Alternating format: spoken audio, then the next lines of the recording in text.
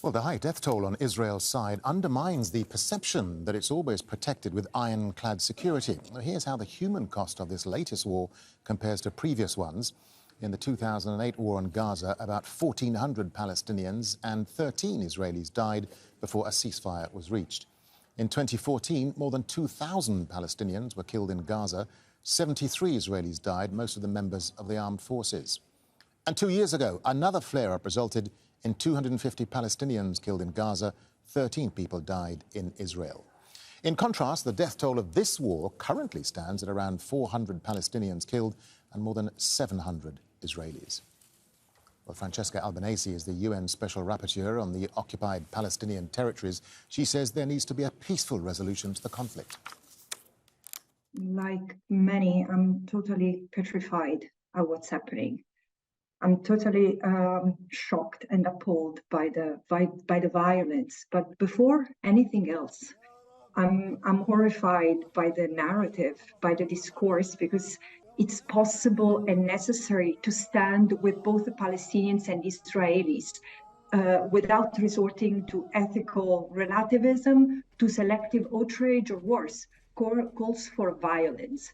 Politicians, policymakers should prioritize restoring legality and accountability, using diplomacy and peace as conflict resolution methods, rather than advocating for more violence or standing with one side or another. This is not what either the Palestinians nor the Israeli needs. I've been in this role, serving this role for 16 months now, and I've said since the very beginning, as I saw violence mounting, escalating against defenseless Palestinians, and this is something that has been ongoing for over 6 decades now, 56 years just in the context of the occupation.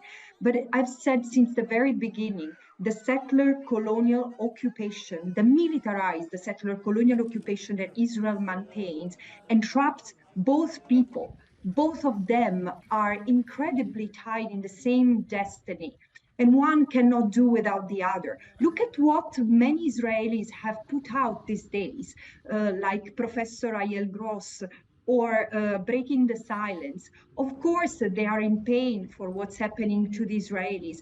How could they not be? At the same time, they say what's happening needs to be put in context, a context of decades of oppression imposed on the Palestinians, brutalization, structural violence.